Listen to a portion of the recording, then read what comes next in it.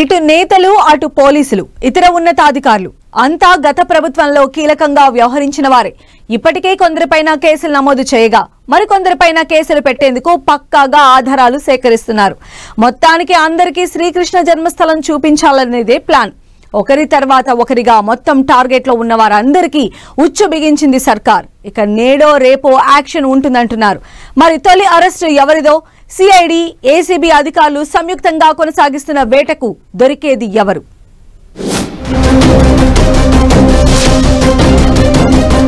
ముఖ్యమంత్రి చంద్రబాబు ప్రభుత్వం దూకుడు పెంచుతోంది.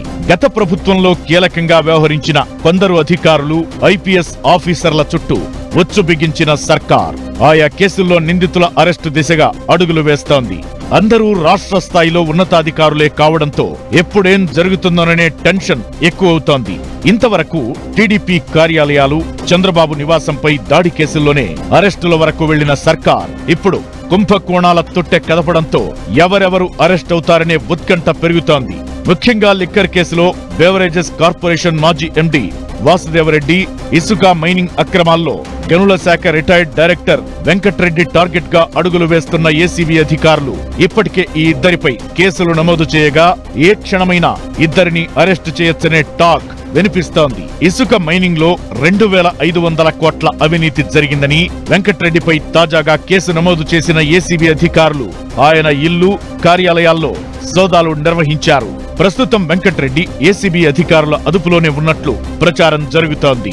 ఆయన్ను అరెస్టు చేసినట్లు అధికారికంగా ఎప్పుడు ప్రకటిస్తారు?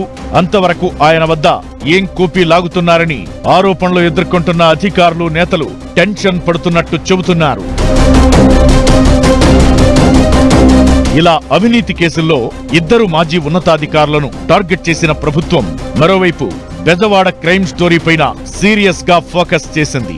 ముంబై నటి కాదంబరి జత్వానిని వేధింపులకు గురిచేశారని ఐపీఎస్ అధికారులు పిఎస్ఆర్ ఆంజనేయులు, కాంతిరాణా టాటా, విశాల్ గునిపై కేసులు నమోదు చేశారు విజయవాడ పోలీసులు. ఈ కేసులో దిగువ స్థాయి అధికారులైన ఇన్స్పెక్టర్లు, ఆ కింది స్థాయి అధికారులు అప్రూవర్లుగా మారడంతో ముగ్గురు ఐపీఎస్లకు వ్యతిరేకంగా పక్కా ఆధారాలు సేకరిస్తున్నట్టు తెలుస్తోంది.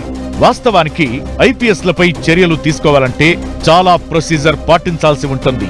ఆల్ ఇండియా సర్వీస్ అధికారులపై ఎలాంటి చర్యలు తీసుకోవాలన్నా కేంద్రం అనుమతి తీసుకోవాల్సి ఉంటుంది.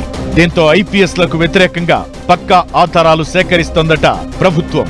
బాధితురాలు కాదంబరి జత్వాని ఫిర్యాదు తరువాత కొన్ని ఆధారాలు సేకరించిన పోలీసులు మధ్యలో విజయవాడ వరదల వల్ల కొంత బ్రేక్ తీసుకున్నట్టు చెబుతున్నారు. ఇప్పుడు వరద తగ్గుముఖం పట్టడంతో కేసు దర్యాప్తులో వేగం పెంచినట్లు సమాచారం. ఇప్పటికే 2 సార్లు బాధితురాలు కాదంబరి జత్వాని నుంచి వాంగ్మూలం తీసుకున్న పోలీసులు ఐపీఎస్లకు వ్యతిరేకంగా కీలక సాక్ష్యాధారాలు సేకరించినట్లు ప్రచారం జరుగుతోంది. బాధితురాలికి వ్యతిరేకంగా కేసులో ఆరోపణలు ఎదుర్కొంటున్న వైసీపీ నేత కుక్కల విద్యాసాగర్ ఫిబ్రవరి 2న కేసు పెట్టగా బాధితురాలి అరెస్టుకు వెళ్లే అధికారుల కోసం అప్పటికి ఒక్కరోజు ముందుగానే విమాన టికెట్లు బుక్ చేసినట్లు తాజాగా గుర్తించారు పోలీసులు. దీంతో కుట్ర ప్రకారమే బాధితురాలిని అరెస్టు చేసేందుకు ఐపీఎస్ అధికారులు ప్రణాళిక రచించారని అనుమానిస్తోంది ప్రభుత్వం. ఈ ఆధారాలతో ఐపీఎస్లపై వేటు వేసేందుకు ఫైల్ సిద్ధం చేస్తున్నట్టు చెబుతున్నారు. కూటమి ప్రభుత్వం అధికారంలోకొచ్చాక కేసులు తవ్వితీస్తుండడం వల్ల గత ప్రభుత్వంలో కీలకంగా వ్యవహరించిన అధికారులు హడలిపోతున్నారు. ప్రభుత్వ టార్గెట్ లో ఉన్న అధికారుల వల్ల ఎవరికి ముప్పు వాటిల్లుతుందోననే టెన్షన్ పడుతున్నారు. ఒకరిద్దరిని లక్ష్యం చేసుకుని కేసులు పెట్టినా ఆ ఇష్యూతో సంబంధం లేని వారు కూడా ఇరుక్కుపోయే ప్రమాదం ఉండటంతో దిగువ స్థాయి ఉద్యోగుల్లో ఆందోళన వ్యక్తమవుతోంది. అటు వైసీపీ మాజీ ప్రజాప్రతినిధులు కూడా ఈ అంశాలను సీరియస్ గా పరిశీలిస్తున్నారు. ప్రభుత్వ అడుగులన్నీ తమను ఇరికించేందుకే అన్న అనుమానంతో ఉన్న నేతలు ముందస్తు జాగ్రత్తలు తీసుకుంటున్నట్టు చెబుతున్నారు. ఒకదాని తరువాత ఒకటిగా నమోదు చేస్తున్న కేసులతో ఇప్పటికే కొందరు అజ్ఞాతంలోకి వెళ్లిపోయారు. మాజీ మంత్రి కొడాలి నాని, మాజీ ఎమ్మెల్యే వల్లభనేని వంశీ దాదాపు 90 రోజులుగా బయట ప్రపంచానికి కనిపించకుండా తిరుగుతున్నారు.